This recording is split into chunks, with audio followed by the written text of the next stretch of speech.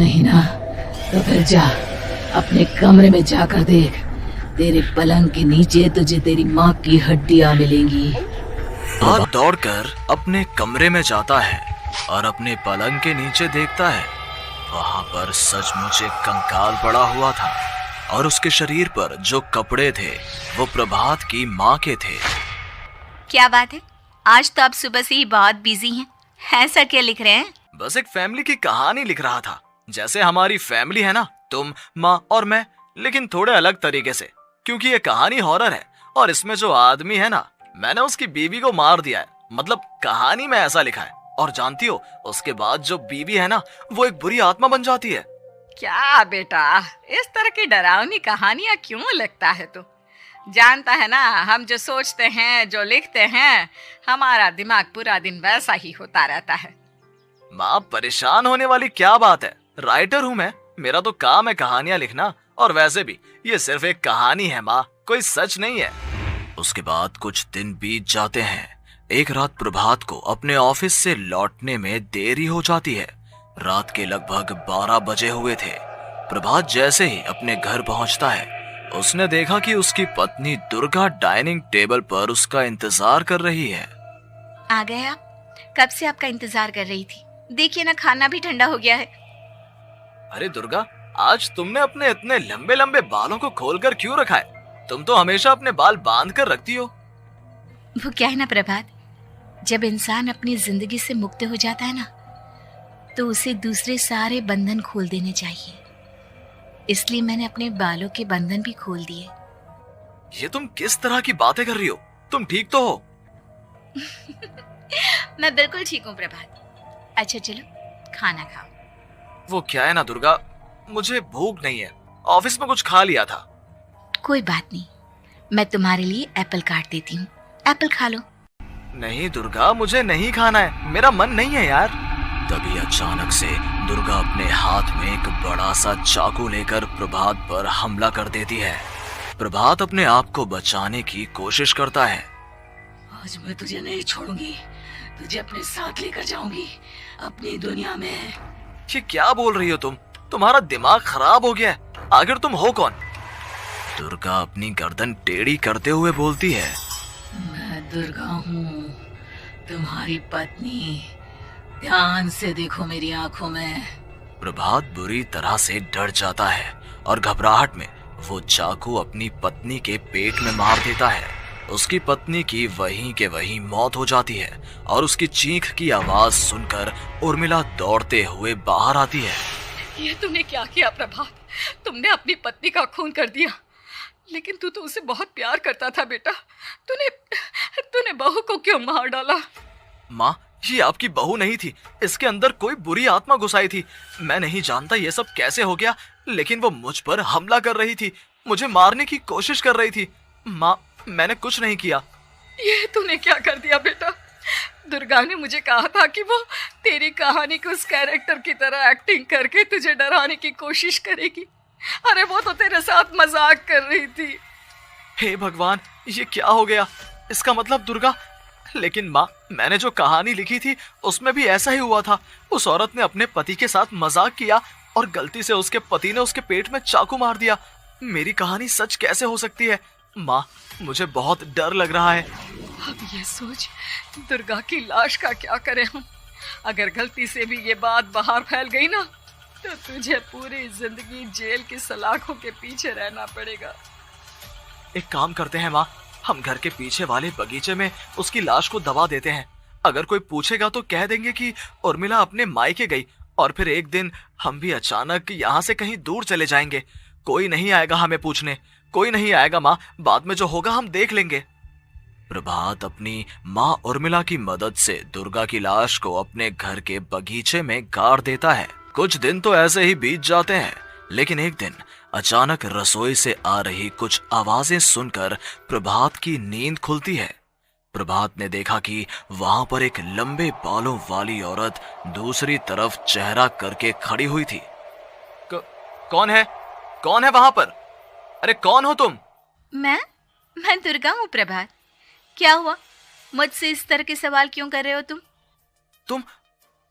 तुम दुर्गा नहीं हो सकती। दुर्गा तो प्रभात, मैं तुम्हारी पत्नी हूँ, तुम मुझे कैसे भूल सकते हो? 4 दिन के लिए मायके क्या चली गई? तुम तो मुझे भूल ही गए। अब अगली बार ना मैं कहीं नहीं जाऊंगी। पता चला तुमने तो मुझे पहचानने से ही इनकार कर दिया। नहीं, तुम दुर्गा नहीं हो सकती। तुम दुर्गा हो ही नहीं सकती। मैं जानता हूँ ये सब क्या हो रहा है। मैंने अपनी कहानी में लिखा था कि उस आदमी की पत्नी की मौत के बाद एक बुरी आत्मा उसका रूप लेकर उसके घर में आ जाती है। तुम वही हो ना? और अचानक से खूबसूरत दुर्गा का चेहरा काला पड़ जाता है। उसकी आंखें लाल हो जाती हैं और पूरे शरीर पर बाल, लंबे नुकीले नाखून, उसके दोनों पैर उल्टे हो जाते हैं और बेहद डरावनी आवाज में वो चिल्लाकर कहती है, बुरी आत्मा, मेरा खून करके मुझे अपने ही घर में गाड़ कर तू मुझे बुरी आत्मा कह रहा है? मैं तुझे छोड़ूंगी नहीं। और अचानक से प्रभात के घर में बेहद डरावनी आवाजें गूंजने लगती हैं। घर में चारों तरफ बहुत सारी बुरी आत्माएं नजर आने लगती हैं। प्रभात घबरा कर अपनी माँ को आवाज देता है, माँ कहाँ है आप? जल्दी आइए माँ, देखिए ना ये सब क्या हो रहा है। प्रभात ने देखा कि अचानक से उसकी माँ कमरे से दौड़ कर आती है। क्या हुआ प्रभात? और ये लोग कौन है? इन सब की गर्दन टेढ़ी क्यों है? इनके बाल खुले हुए। हाँ प्रभात, ये सब लोग तो मुझे मरे हुए नजर आ रहे हैं। हाँ माँ, ये सब लोग मरे हुए ही हैं और ये ठीक वैसा ही हो रहा है जैसा मेरी कहानी में हुआ था। लेकिन मेरी कहानी के हिसाब से तो आप भी। अचानक से उर्मिला का रूप बदल जाता है। वो भी एक डरावने साए की तरह बन जाती है और बेहद डरावनी आवाज में चिल्ला चिल्ला कर कहती है, मर गई तेरी माँ। जानता है, कल रात जब तू सो रहा था ना, तो मैंने उसके शरीर का सारा खून पी लिया। अब बस हड्डियां बची है उसके शरीर में। नहीं, ऐसा नहीं हो सकता। ऐसा बिल्कुल नहीं हो सकता। मेरी माँ नहीं मर सकती। तुझे भरोसा नहीं ना? तो फिर जा, अपने कमरे में जाकर देख। तेरे पलंग के नीचे तुझे तेरी माँ की हड्डियां मिलेंगी। प्रभात दौड़कर अपने कमरे में जाता है और अपने पलंग के नीचे देखता है। वहां पर सचमुच एक कंकाल पड़ा हुआ था और उसके शरीर पर जो कपड़े थे वो प्रभात की माँ के थे। माँ, अब मुझे कुछ करना पड़ेगा। लेकिन मेरी कहानी में लिखा था कि माँ की मौत मेरे हाथों से होगी, पर माँ तो पहले ही मर चुकी है और वो बुरी आत्मा मुझे भी मार देगी। नहीं, इससे पहले कि वो मुझे कुछ करे, मुझे उसका काम खत्म करना होगा। प्रभात अपने हाथ में बड़ा सा चाकू लेकर उस बुरी आत्मा पर हमला कर देता है जिसने प्रभात की माँ का रूप लिया हुआ था, और अगले ही पल वो नीचे गिर जाती है और उसके शरीर से खून बहने लगता है। ऐसा नहीं हो सकता। एक बुरी आत्मा के शरीर में तो खून होता ही नहीं है। तो क्या सच में मैंने अपनी माँ को मार दिया? लेकिन अभी कुछ देर पहले तो फिर वो कंकाल किसका है? और ये कौन है? मैं पागल हो जाऊंगा। और अपनी माँ की लाश, इसका मैं क्या करूं? लोग पूछेंगे तो मैं क्या जवाब दूंगा? तभी वहां पर दुर्गा का रूप लेकर जो आत्मा थी उसने प्रभात से कहा, गाड़ दे अपनी माँ को ले जाकर उसी जगह जहाँ तूने मेरा खून करके मुझे गाड़ दिया था। जा, चला जा। घबराया हुआ प्रभात पागलों की तरह अपनी माँ की लाश को लेकर बगीचे में गाड़ देता है। प्रभात की हालत पागलों जैसी हो जाती है। वो अपने आप को अपने घर में बंद कर लेता है। कहानी के हिसाब से तो आगे ये हुआ था कि कहानी लिखने वाले ने उन बुरी आत्माओं से डरकर आत्महत्या कर ली थी। तो क्या मैं भी मर जाऊंगा? क्या मैं भी आत्महत्या कर लूंगा? एक काम करता हूँ, मैं अपनी कहानी का अंत बदल देता हूँ। हाँ, ये मैंने पहले क्यों नहीं सोचा। मैं लिख दूंगा कि कहानी को लिखने वाला आत्महत्या नहीं करता, बल्कि कहीं दूर जाकर नए सिरे से अपनी जिंदगी शुरू करता है। यही सोचकर प्रभात ने अपनी लिखी हुई कहानी को बाहर निकाला और उसे पढ़ना शुरू किया। ये देखकर वो हैरान रह गया कि कहानी का क्लाइमैक्स तो किसी ने पहले ही बदल दिया था। ये क्या? इसमें तो लिखा हुआ है कि आखिर में उस लेखक की पत्नी और माँ दोनों बगीचे में जिंदा दफन थे। बुरी आत्माओं ने उनको कैद करके रखा था और वो लेखक अपनी माँ और पत्नी दोनों को जिंदा बाहर निकाल लेता है। लेकिन ये सब लिख किसने दिया? प्रभात दौड़कर बगीचे में जाता है और वहां पर खुदाई करना शुरू कर देता है। प्रभात देखता है कि वहां पर लकड़ी के 2 बड़े संदूक हैं और उनके अंदर से आवाजें आ रही हैं।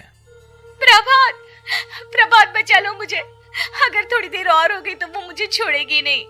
बेटा देखो, मैं इस बक्से के अंदर बंद हूँ, प्लीज मुझे बाहर निकालो, वो बुरी आत्मा किसी भी वक्त मुझे मार डालेगी। प्रभात वो दोनों बक्से बाहर निकालता है और अपनी पत्नी और माँ दोनों को आजाद करवा लेता है। लेकिन तभी वहां पर अचानक से एक बेहद डरावनी और खौफनाक दिखने वाली औरत आ जाती है। तुझे क्या लगा था इतनी आसानी से अपनी पत्नी और माँ को बचा लेगा? बस 5 मिनट और उसके बाद अमावस का चांद आसमान में आने ही वाला है। लेकिन तूने इन दोनों को बाहर निकाल लिया, अब तुझे मरना होगा। नहीं, मैं जानता हूँ मैं नहीं मरूंगा और अब आगे क्या करना है ये भी मुझे पता है। प्रभात, ये बहुत खतरनाक है, हमें मार डालेगी। प्रभात, चलो यहाँ से। नहीं दुर्गा, अब मुझे अच्छी तरह से पता चल चुका है कि इस बुरी आत्मा से हम कैसे पीछा छुड़वा सकते हैं। और इतना कहकर प्रभात अपने हाथ में पकड़ी हुई सिंदूर की थैली उस बुरी आत्मा के ऊपर उछाल देता है। कुछ ही देर में वो जमीन पर गिरकर राख में बदल जाती है।